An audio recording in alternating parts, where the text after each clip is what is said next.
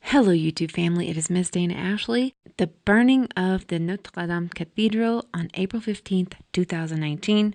Wanted to take a moment and point out some interesting perspectives you're not going to find on mainstream media.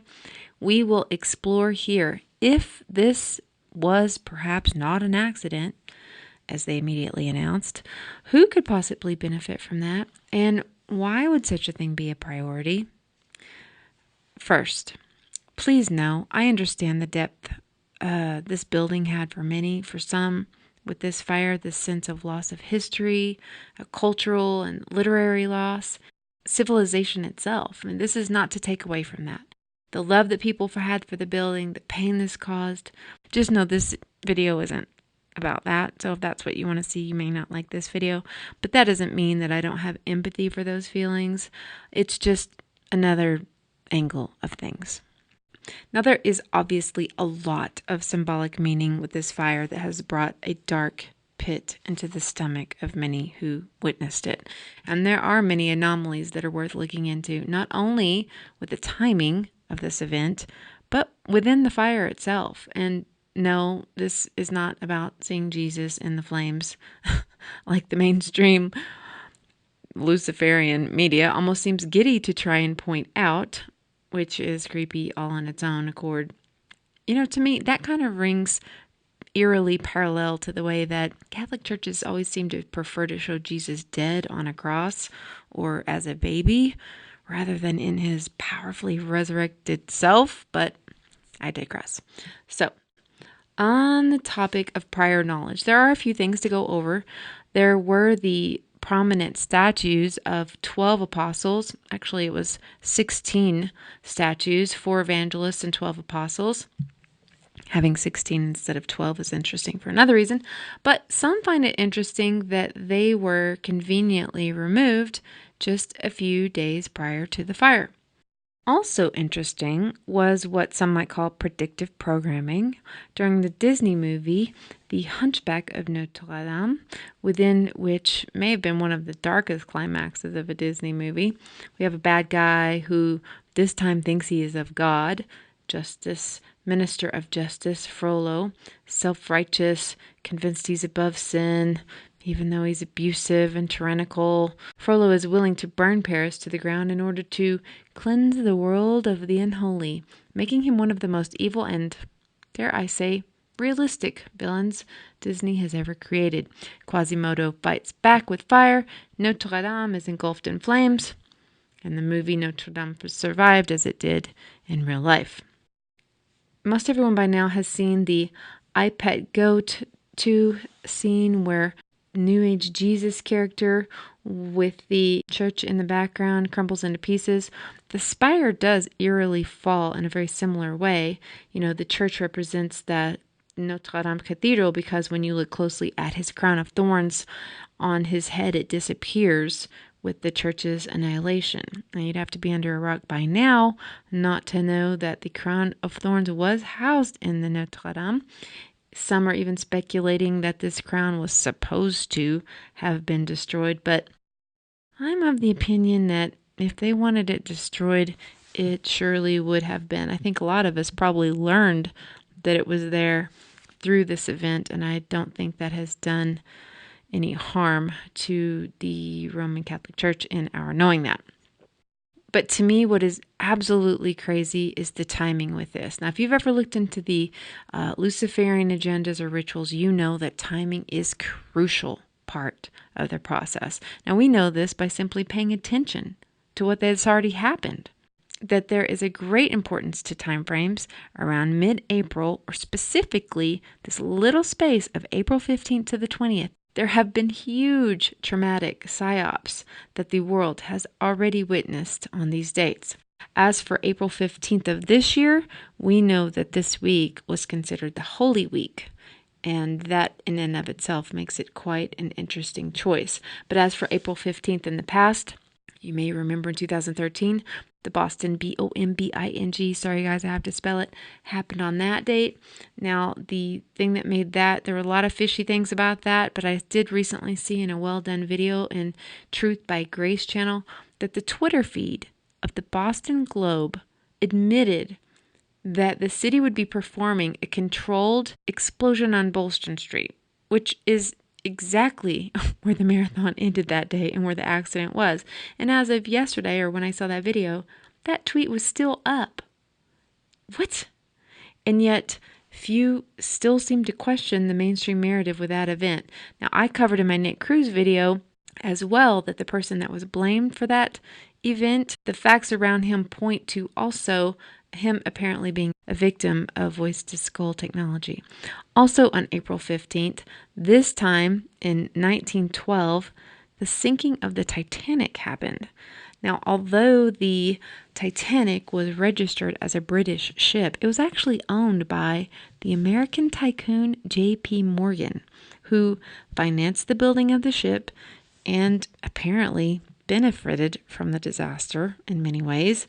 Now, the sinking of the Titanic resulted in the deaths of over 1,500 people and included 3 of the wealthiest men on the planet, one of which, the wealthiest on the boat, was John Astor III, who reportedly opposed the Federal Reserve, which interestingly passed the very next year. Now, April 15th also marked the day that another man died who was tampering with the power of the moneymakers, this time Abraham Lincoln. The government should create, issue, and circulate all the currency and credit needed to satisfy the spending power of the government and the buying power of consumers. The privilege of creating and issuing money is not only the supreme prerogative of government, but it is the government's greatest creative opportunity. Mr. Lincoln even went so far as to print up $450 million worth of the new bills using green ink. Why didn't we learn this in U.S. history class? He apparently said this quote in 1865, the same year he died on April 15th. Just as a side note, anything they bother to make a blockbuster movie about, just know that it's to educate you on their version of how it all went down. Titanic, Social Network, Steve Jobs, Enron, Waco, Snowden. You can assume, well, I assume, you can do whatever you want, but I assume that there is another side even deeper they're trying to prevent you from considering when you watch those films. I'm anxiously awaiting the Google and Amazon movies to come out next. Some other very shady events happened within that week of April 15th through the 20th. 1995, Oklahoma City bombing killed 168 people on April 19th. Now, the person convicted for the event, Timothy McVeigh, has ties to the military, and when you look into what the local witnesses claimed about this event, none of it adds up, including the fact that the 24-hour surveillance cameras surrounding the Federal Memorial Building that filmed the entire event were not allowed in his trial.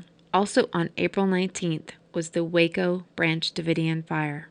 This horrendous climax to a 51-day standoff, siege by federal tanks, feds, military, ended with fire on this day. Cameras caught images of tanks starting the fires, burning alive 80 people, including children, all of which never had a trial. The families in the compound hung sheets out of their windows, begging for press, who were conveniently pushed back far beyond the view of their pleas.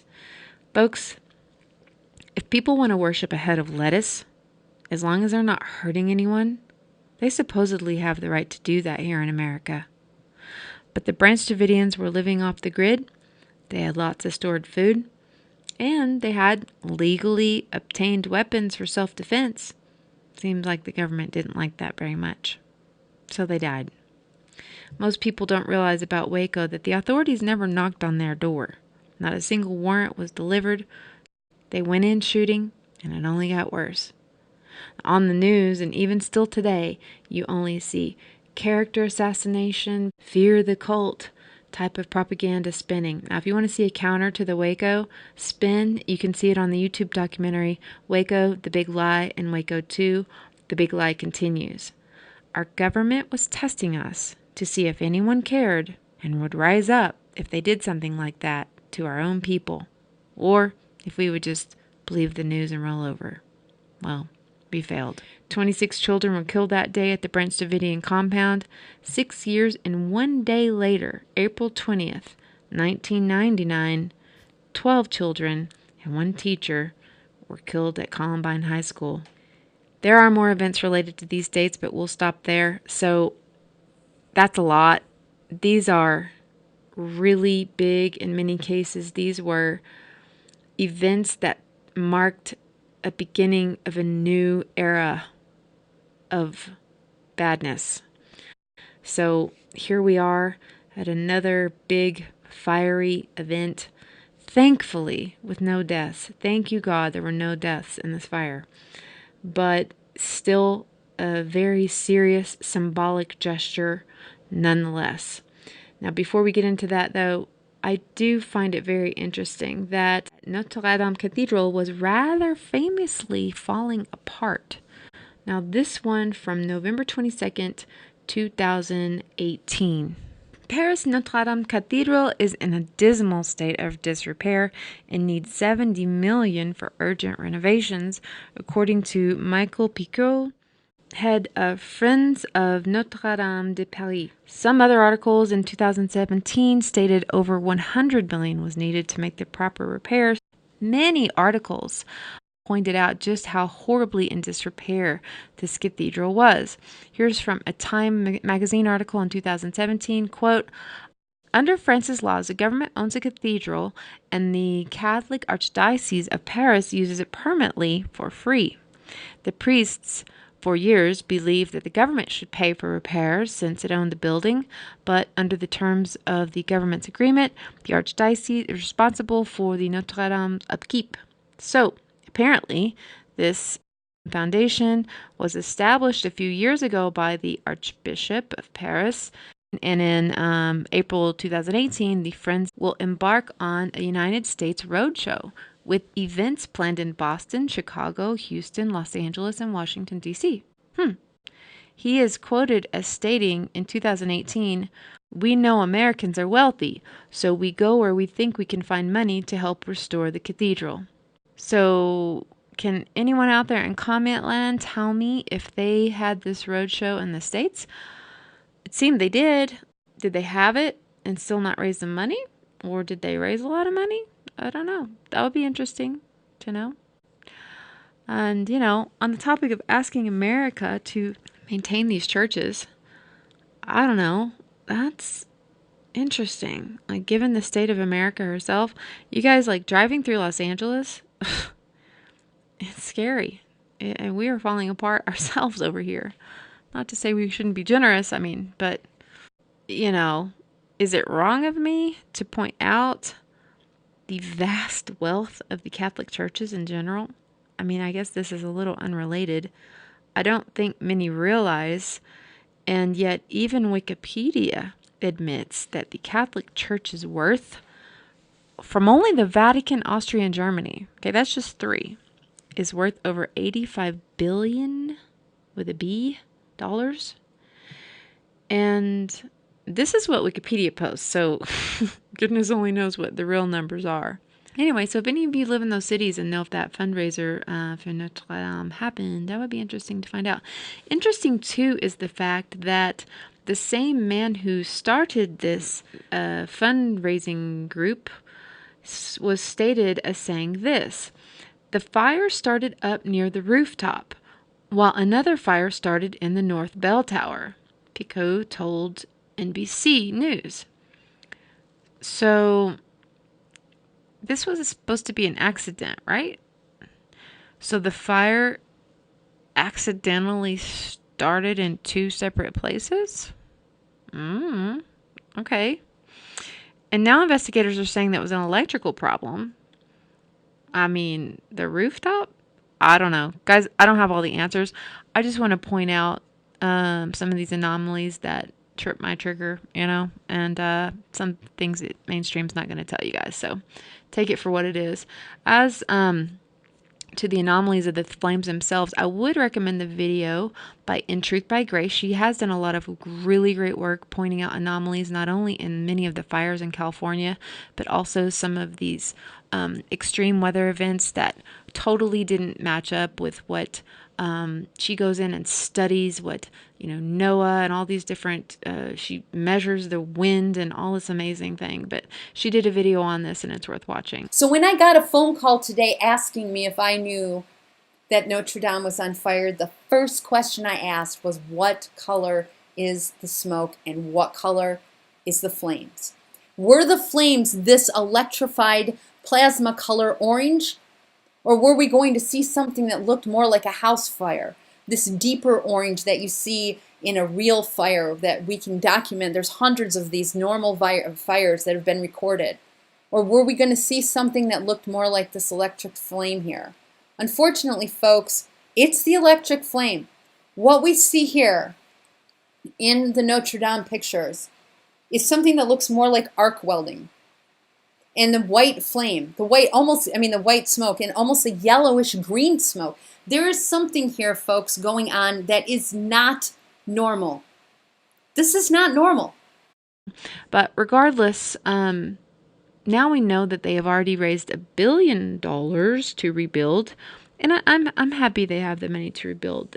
They should rebuild, but respectfully, I want to ask, to rebuild what? That's my question. And I caught this interview yesterday of a Fox News anchor asking an elected French official who seems to have a background in alternative media what he witnessed with the fire. And it was pretty surreal to hear his answer unfold. Check this out. Felipe Carcente is on the line with us, a French elected official who is in Paris now. Felipe, what have you seen and what do you know? Well, I was close to the scene when it happened, and no, I left the place because we want to let people work around it. Everybody is really under shock now in France.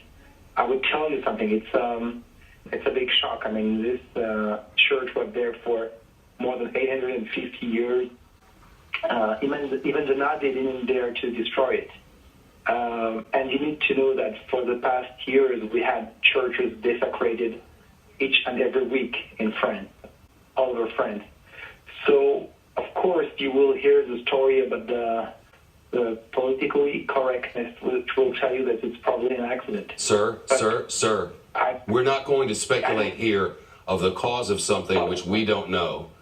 If you have observations or you know something, we would love to hear it. No, I'm just telling you something. What we need to be ready. No, sir, we're not doing that here. Not now. Okay. Not on my watch. Okay. Felipe Carcente, it's very good of you to be here. So, yeah, apparently bringing up the fact that many other churches are being vandalized in France, even daily, is irrelevant. So check out this article from Breitbart in March. It said, reports indicate that 80% of the desecration of places of worship in France concerns Christian churches. And in the year 2018, this meant the profanation of an average of 2 Christian churches a day in France. Even though these actions rarely make the headlines, it says. 2018, the Ministry of the Interior recorded 1,063 anti-Christian acts. Wow. So let's just take a quick look at this map of France that apparently is showing the churches that have been destroyed, the Christian churches that have been destroyed in only the last 4 years. And so, here we have another church fire, but hey, that is not a relevant observation, you. Not on my watch will you bring that up. It's like the Twilight Zone, you guys. It's so relevant, in fact. It seems to me more inflaming to so quickly shut down an observation that makes sense. So this is journalism? Why wouldn't he just be objective about it and let him make the point and then gracefully change the subject if he didn't want it talked about? It's just weird. And what's not so weird in today's 1984 thought police reality is that the only stories that mention this little event that you just heard were sure to label this French official, again, who rightfully compared a destroyed church to a trend in other destroyed churches, as being France's Alex Jones. Yep.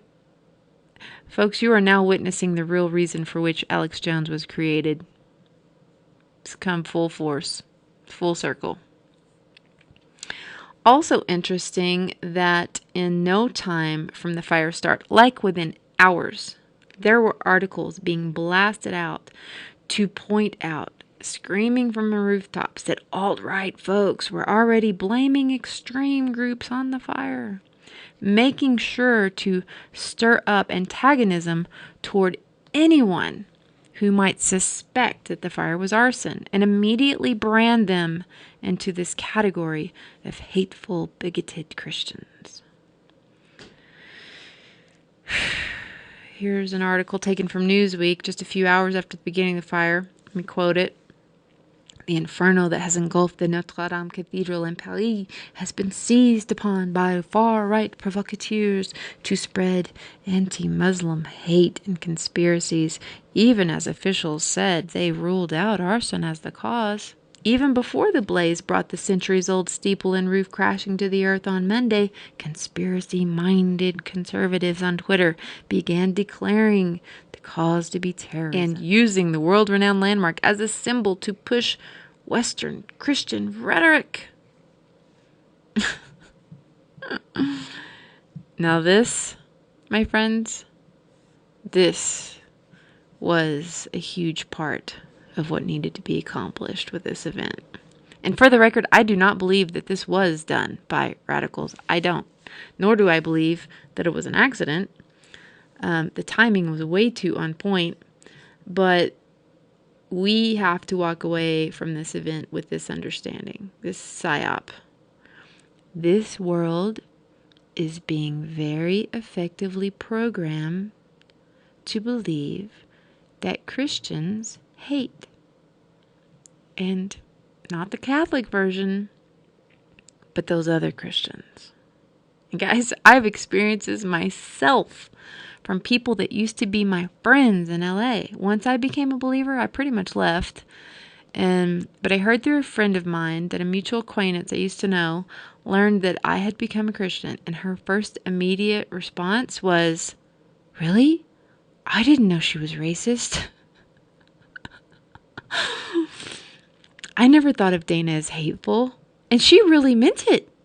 Like, she couldn't believe it. I don't, it leaves me speechless, you guys. And I want to make a quick, really sincere word.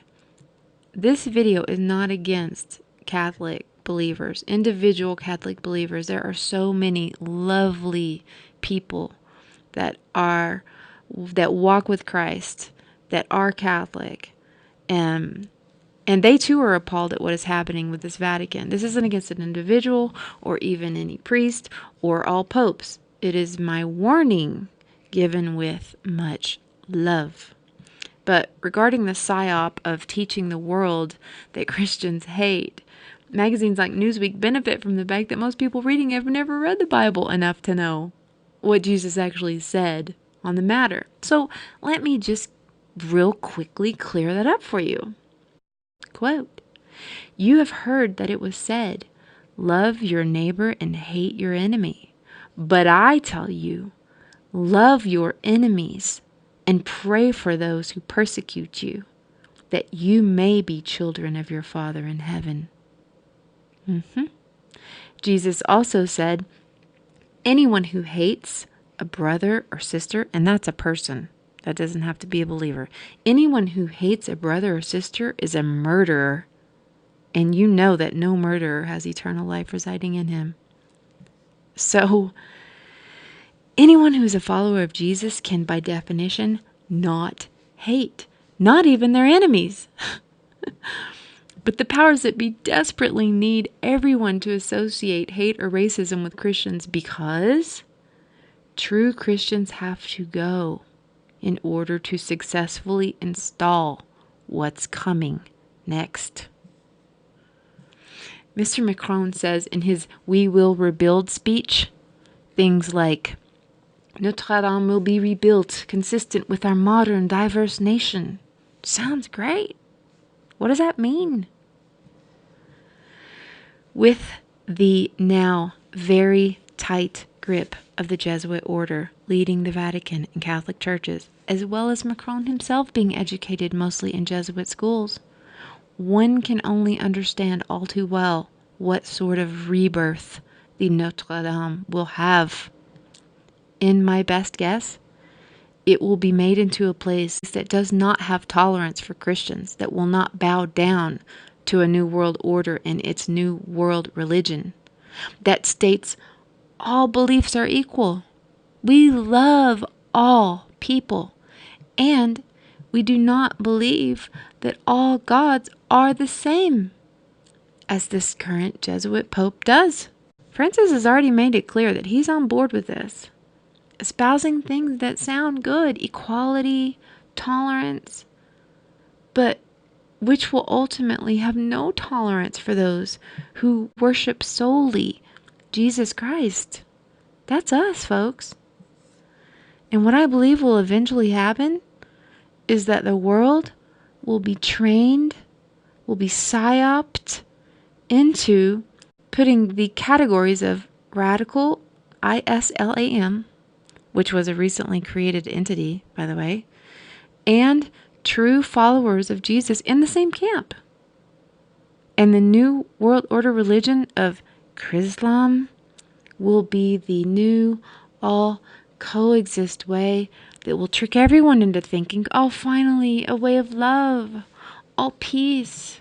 Finally, the chaos will end. The chaos that they created, by the way. All you have to do is just take this mark in your right hand or forehead, and then we'll know you're one of us. You're one of the good guys. What's happening in the burning of this church? This phoenix burning into ashes to represent the dark side's intention of their new impending creation showed the world how close we are to its birth. Thanks for listening, you guys. I love you.